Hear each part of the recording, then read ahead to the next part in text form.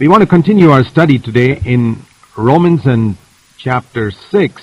आज हम रोमियो की पत्री अध्याय 6 में अपने अध्ययन को आगे बढ़ाना चाहते हैं, where we were seeing in our previous study about the fact that we have died with Christ. अपने पिछले अध्ययन में हमने देखा था कि हम मसीह के साथ मर चुके हैं, And since we have died with Christ, sin need not have any power over us. That's the point. और क्योंकि हम मसीह के साथ मर चुके हैं, इसलिए पाप का हमारे ऊपर अब कोई अधिकार नहीं रहना चाहिए। यही वह उद्देश्य था। Christ came into the world not only to forgive our sins, but also to deliver us from sin's hold upon our life. जिसके लिए मसीह संसार में आए, केवल हमारे पापों को क्षमा करने के लिए ही नहीं, बल्कि हमें पापों की पकड़ और शक्ति से छुड़ाने के लिए भी।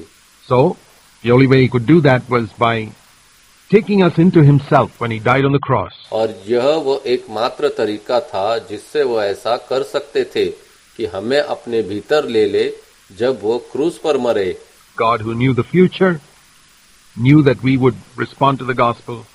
परमेश्वर जो भविष्य को जानते थे, यह जानते थे कि हम सुसमाचार का उत्तर देंगे। He chose us in Christ before the worlds were created and put us in Christ when Christ died on the cross more than 1900 years ago. उन्होंने जगत की उत्पत्ति से पहले हमें मसीह में चुन लिया और हमें मसीह में रख दिया, और जब मसीह लगभग 1900 वर्ष पहले क्रूस पर मरे, And there I died with him. Today we're told to consider ourselves, Romans 6:11, to be dead to sin but alive unto God in Christ Jesus. तब वही मैं भी उनके साथ मर गया। आज हमें बताया गया है कि हम अपने आप को वैसा ही माने। रोमियो अध्याय 6 उसका 11 वचन, कि हम पाप के लिए मरे हुए हैं परंतु मसीह यीशु में परमेश्वर के लिए जीवित हैं। Then it says, therefore, since this is true, don't let sin ever again rule over your mortal body, that you should obey its lusts. और फिर वहां कहा गया है, इसलिए क्योंकि यह सत्य है, अब पाप को अपने नश्वर शरीर में राज्य न करने दो कि तुम उसकी लालसाओं का पालन न करो। Sin has ruled in our body for so many years. And he says now, don't let it rule you anymore. पाप ने हमारे शरीर में इतने वर्षों तक राज्य किया है, और अब वो कहता है कि अब तुम उसे तुम्हारे ऊपर राज्य न करने दो। You have been delivered. It's like a country where people were slaves and where they were liberated and now they need not be slaves anymore.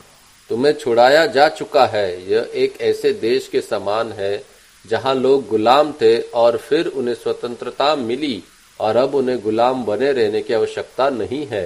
More than 100 years ago, they used to have slavery in the United States of America. And the President Abraham Lincoln one day proclaimed a proclamation of emancipation and deliverance, freedom for all slaves. संयुक्त राज्य America में 100 वर्ष से भी अधिक पहले दास प्रथा थी, और एक दिन राष्ट्रपति अब्राहम लिंकन ने मुक्ति की घोषणा की, सभी दासों के लिए स्वतंत्रता की घोषणा। But a lot of slaves never knew about it. And a lot of those black slaves never knew about it and so remained slaves for many decades and years. लेकिन बहुत से दासों को इसके बारे में पता ही नहीं था, और बहुत से अश्वेत दास कई वर्षों तक दास बने रहे। Because their masters never allowed them to know that there had been such a proclamation of emancipation for all slaves, of freedom for all slaves. क्योंकि उनके स्वामियों ने उन्हें यह जानने ही नहीं दिया कि स्वतंत्रता की ऐसी घोषणा हो चुकी है। And Satan certainly doesn't want you to know that there's been a proclamation of freedom for all slaves when Jesus died and rose again from the dead. और शैतान भी निश्चित रूप से नहीं चाहता कि तुम यह जानो कि जब यीशु मरे और फिर जी उठे, तब सभी दासों के लिए स्वतंत्रता की घोषणा हो चुकी है। But once you know that, think of those slaves in those days who knew it.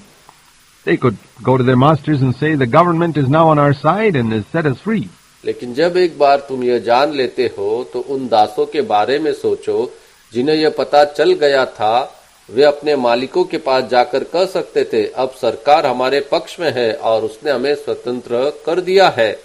And today we can go to sin and to the devil and say, well, I've died to all of you, and now I'm free. Once I was your slave, but no longer. और आज हम पाप और शैतान के पास जाकर कह सकते हैं, मैं तुम सब के लिए मर चुका हूँ और अब मैं स्वतंत्र हूँ। पहले मैं तुम्हारा दास था, पर अब नहीं।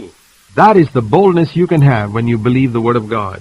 Don't let sin reign in your mortal body that you should obey it any more. Once upon a time you were its slave, you had to obey it, but no more. यही वह साहस है जो तुम्हारे पास हो सकता है जब तुम परमेश्वर के वचन पर विश्वास करते हो। अपने नश्वर शरीर में पाप को राज्य न करने दो कि तुम अब उसका पालन करो। एक समय था जब तुम दास थे और तुम्हें उसकी आज्ञा माननी पड़ती थी, पर अब नहीं। And so don't go on presenting your members, the members of your body, to sin as instruments of righteousness when your old master calls you and says, come and do this. You don't have to do it anymore. और इसलिए अब अपने शरीर के अंगों को पाप के सामने अधर्म के हथियार के रूप में प्रस्तुत मत करो। जब तुम्हारा पुराना स्वामी तुम्हें बुलाता है और कहता है आओ और ये करो, तो अब तुम्हें उसकी सुनने की आवश्यकता नहीं है। Think of that black slave who's been freed from slavery, and the master who called him yesterday and he had to jump to obey him. Today the master calls him, and the slave just lies down there and says, I don't have to listen to you anymore because I'm not your slave. उस स्वतंत्र किए गए अश्वेत दास के बारे में सोचो। कल तक जब मालिक उसे बुलाता था तो उसे तुरंत आज्ञा माननी पड़ती थी, लेकिन आज जब वही मालिक उसे बुलाता है तो वह दास वहीं लेटा रहता है और कहता है, अब मुझे तुम्हारी सुनने की आवश्यकता नहीं है क्योंकि मैं अब तुम्हारा दास नहीं हूँ। And that makes the master furious. But the government was on the side of the slave. It set him free. यह बात मालिक को क्रोधित कर देती है, लेकिन सरकार दास के पक्ष में है। उसने उसे स्वतंत्र कर दिया है। And if the master touches him, the master is going to be punished. So, it's the same here. It's just as real, our deliverance from the power of sin. और यदि मालिक उसे छूता है तो मालिक को दंड मिलेगा। यही बात यहाँ भी उतनी ही वास्तविक है। पाप की शक्तियों से हमारी मुक्ति भी उतनी ही सच्ची है। And so, why do you go now and present the members of your body as instruments of unrighteousness to your old master's sin? Don't do it. You don't have to listen. When he calls you, you say, I'm not your slave anymore. फिर तुम क्यों अब अपने शरीर के अंगों को अपने पुराने स्वामी पाप के सामने अधर्म के हथियार के रूप में प्रस्तुत करते हो? ऐसा मत करो। तुम्हें अब उसकी सुनने की आवश्यकता नहीं है। जब वो बुलाए तो तुम कहो, मैं अब तुम्हारा दास नहीं हूँ। I've died with Christ. I'm dead. A dead man does not respond to the commands of his old master. मैं मसीह के साथ मर चुका हूँ। मैं एक मरा हुआ मनुष्य हूँ और मरा हुआ मनुष्य अपने पुराने स्वामी की आज्ञाओं का उत्तर नहीं देता। Instead, present yourself now to your new master, that's God, so that when he calls you, you jump out of bed and do what he says. इसके बजाय अब अपने आप को अपने नए स्वामी अर्थात परमेश्वर के सामने प्रस्तुत करो, ताकि जब वह तुम्हें बुलाए तो तुम तुरंत उठकर उसकी आज्ञा मानो। That is obedience. That is the new life, life and resurrection power. You present your members as instruments of righteousness to God. यही आज्ञाकारिता है, यही नया जीवन है। पुनरुत्थान की सामर्थ अपने अंगों को परमेश्वर के सामने धार्मिकता के हथियार के रूप में प्रस्तुत करो। Because sin will not be master over you anymore, for you are not under law, but under grace. क्योंकि अब पाप तुम्हारा स्वामी नहीं रहेगा, क्योंकि तुम व्यवस्था के अधीन नहीं हो पर अनुग्रह के अधीन हो। This is the difference between law and grace. Law was what Moses brought. यही व्यवस्था और अनुग्रह के बीच का अंतर है। मूसा व्यवस्था लेकर आया। Grace is what Jesus brought. Moses couldn't bring people the deliverance, this deliverance from sin. पर यीशु अनुग्रह लेकर आए। मूसा लोगों को पाप की शक्ति से छुटकारा नहीं दिला सका। David in the Old Testament, Psalm 103, could say, Bless the Lord who forgives all my sins. Dawood पुराने नियम में भजन संहिता 103 में कह सकता था, धन्य है परमेश्वर जो मेरे सारे पापों को क्षमा करते हैं। But he couldn't say, Bless the Lord who frees me from sin's power. No, he couldn't experience that. Nobody in the Old Testament could. लेकिन वह यह नहीं कह सका कि धन्य है परमेश्वर जो मुझे पाप की शक्ति से स्वतंत्र करते हैं। वह ऐसा अनुभव नहीं कर सका। पुराने नियम में कोई भी ऐसा अनुभव नहीं कर सका। Sins could be forgiven on the basis of their faith in the future death of Christ on the cross, expressed in offering a lamb and his blood on the altar.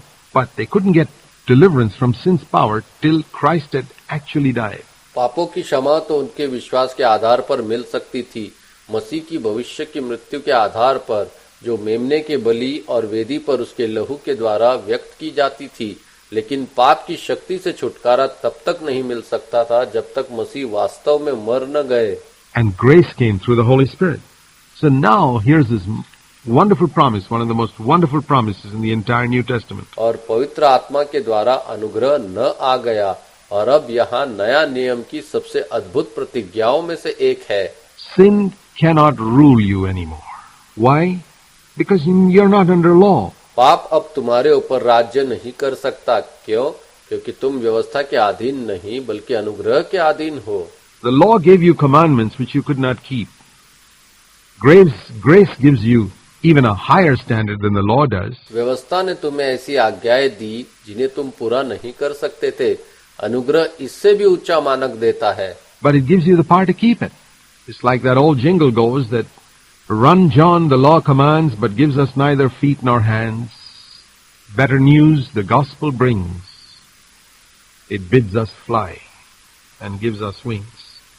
लेकिन अनुग्रह हमें उसे पूरा करने की सामर्थ्य देता है, जैसा कि उस पुराने वचन में कहा गया है। व्यवस्था कहती है, दौड़ो यूहन्ना, पर वह न तो पैर देती है और न ही हाथ। सुसमाचार उससे उत्तम समाचार लाता है। वह हमें उड़ने को कहता है और हमें पंख भी देता है। The law told us to run, but it didn't give us feet or hands. The gospel commands us to fly and gives us wings. व्यवस्था ने कहा दौड़ो, पर हाथ पैर नहीं दिए। सुसमाचार कहता है उड़ो और पंख भी देता है। The standard is higher. You heard it said, Jesus said that under the law you should not kill, but I say to you, don't even be angry. Under the law don't commit adultery, but I say don't even lust with your eyes. The standard is higher. मानक ऊंचा है। यीशु ने कहा, तुमने सुना है कि हत्या न करना, पर मैं तुमसे कहता हूँ कि क्रोध भी न करना। व्यवस्था में कहा गया व्यभिचार न करना, पर मैं कहता हूँ कि आंखों से लालसा भी न करना। मानक ऊंचा है। Under the law it was love your neighbor. Today it's love your enemies. The standard is higher. But grace gives us power. व्यवस्था में कहा गया अपने पड़ोसी से प्रेम रखना, पर अब कहा गया है अपने शत्रुओं से भी प्रेम रखना। मानक ऊंचा है, लेकिन अनुग्रह सामर्थ्य देता है। It's something like saying, if your company sends you to go and buy something from the market for 10,000 rupees and doesn't give you the money. ये ऐसा है जैसे कोई कंपनी तुम्हें बाजार भेजे कि 10,000 रुपए की वस्तु खरीदे, लेकिन तुम्हें पैसा न दे। How in the world are you going to do it if you don't have that money? That's how people try to keep the law. They just couldn't keep it. You just can't buy that thing from the market when there's nothing in your pocket. अगर तुम्हारे पास वो पैसा ही न हो तो तुम यह काम दुनिया में कैसे करोगे? यही तरीका है जिससे लोग व्यवस्था को मानने की कोशिश करते हैं। वे उसे मान ही नहीं सकते। जब तुम्हारी जेब में कुछ भी न हो तो तुम बाजार में वो वस्तु खरीद ही नहीं सकते। And now the company sends you not to buy something worth 10,000 rupees, but 10 million rupees. But gives you 10 million rupees, which is easier. और अब वही कंपनी तुम्हें 10,000 रुपए की नहीं बल्कि 10 मिलियन रुपए की वस्तु खरीदने के लिए भेजती है और तुम्हें पूरे 10 मिलियन रुपए भी देती है। तो बताओ कौन सा काम अधिक आसान है? Is it easier to buy something for your company worth 10 million rupees if the company gives you that money? Or is it easier to buy something for your company for 10,000 rupees when they give you nothing? क्या यह अधिक आसान है कि तुम अपनी company के लिए 10 मिलियन रुपए की वस्तु खरीदो जब कंपनी तुम्हें वो पूरा पैसा दे देती है, या यह कि तुम अपनी कंपनी के लिए 10,000 रुपए की वस्तु खरीदो जब वे तुम्हें कुछ भी न दे? You know the answer. That's the difference between law and grace. In law, the standard was lower, but it didn't give you any power. In grace, the standard is much higher, but you get power, the power of the Holy Spirit. So sin will not be able to rule over you because you're not under law now. तुम उत्तर जानते हो। यही व्यवस्था और अनुग्रह के बीच का अंतर है। व्यवस्था में मानक कम था, पर वह कोई सामर्थ्य नहीं देती थी। अनुग्रह में मानक कहीं अधिक ऊंचा है, परंतु उसमें सामर्थ्य मिलती है, पवित्र आत्मा की सामर्थ। इसलिए पाप तुम्हारे ऊपर राज्य नहीं कर सकेगा, क्योंकि तुम व्यवस्था के अधीन नहीं हो।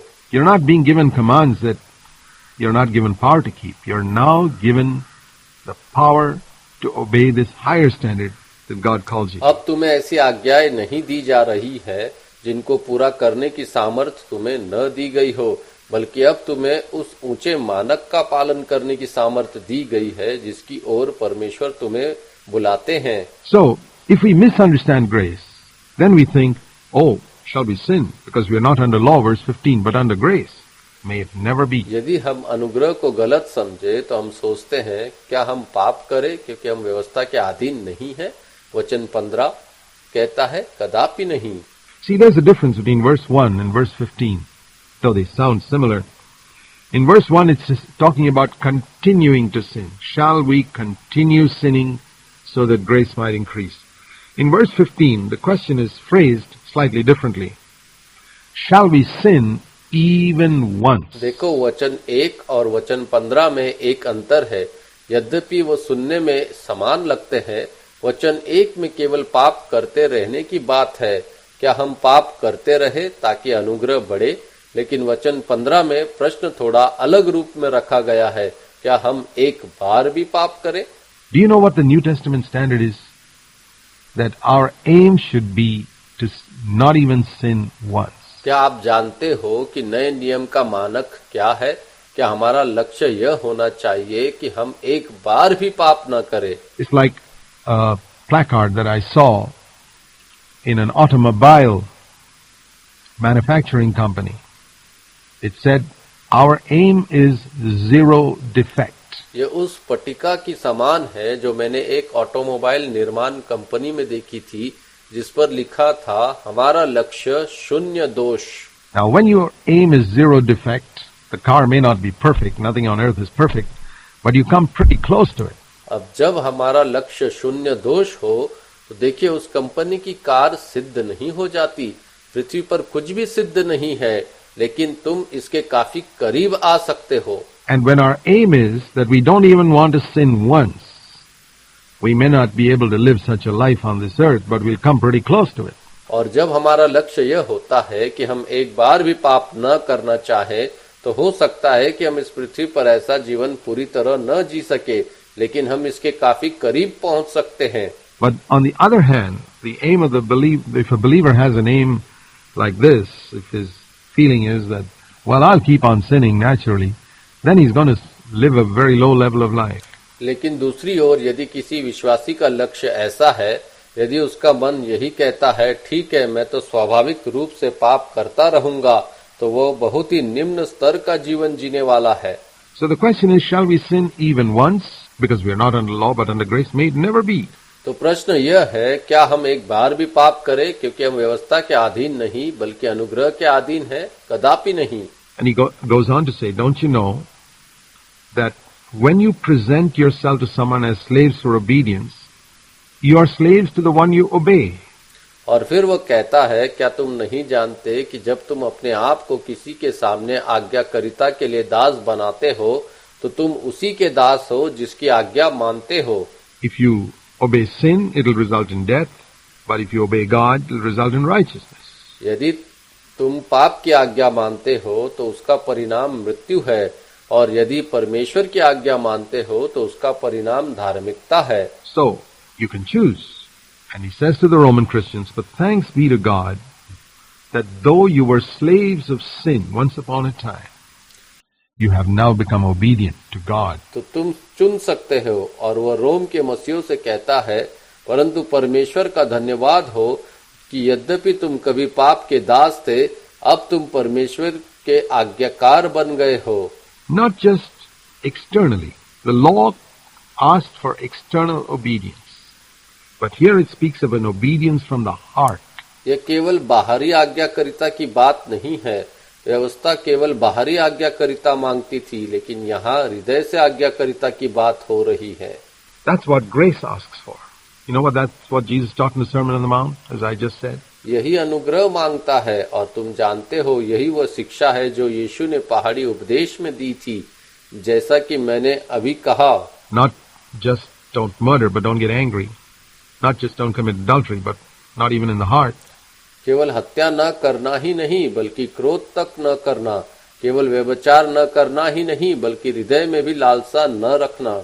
You became obedient from the heart to that form of teaching or doctrine to which you were committed. तुम उस शिक्षा या उपदेश के रूप के प्रति हृदय से आज्ञाकार बन गए जिसके लिए तुम समर्पित हो गए थे। And how do you know that a particular doctrine or teaching is true? If it is the truth, it will set you free. और तुम कैसे जानते हो कि कोई शिक्षा सच्ची है? यदि वो शिक्षा तुम्हें स्वतंत्र करेगी तब। Jesus said you shall know the truth and the truth shall set you free. So if you received a doctrine which has not set you free from sin's power, यीशु ने कहा तुम सत्य को जानोगे और सत्य तुम्हें स्वतंत्र करेगा। यदि किसी शिक्षा ने तुम्हें पाप की शक्ति से स्वतंत्र नहीं किया है, that's obviously not the truth, or certainly not the full truth. Because it says here, you became obedient from the heart, verse 17 of Romans 6, to that form of teaching to which you were committed, and you have become free from sin, and you become slaves of righteousness. यह स्पष्ट रूप से सत्य नहीं है या निश्चित रूप से पूर्ण सत्य नहीं है, क्योंकि यहाँ कहा गया है तुम रोमियो अध्याय 6:17 वचन में उस शिक्षा के रूप के प्रति हृदय से आज्ञाकार बन गए जिसके लिए तुम समर्पित किए गए थे और तुम पाप से स्वतंत्र हो गए और धार्मिकता के दास बन गए। So what happened when they accepted this particular doctrine? They became free and they became slaves of righteousness. तो जब उन्होंने इस विशेष उपदेश को स्वीकार किया तो वे स्वतंत्र हो गए और धार्मिकता के दास बन गए। Imagine that we who were once slaves of sin, obeying sin in everything, can now not only be free from the slavery to sin, but go to the other side and become slaves of righteousness. Then when God tells us to do good, we do good. When God tells us to be pure, we are pure. When God tells us to be humble, we are humble. कल्पना करो हम जो कभी पाप के दास थे और हर चीज में पाप की आज्ञा मानते थे, अब केवल पाप की दासता से मुक्त ही नहीं हो सकते बल्कि दूसरी ओर जाकर धार्मिकता के दास बन सकते हैं।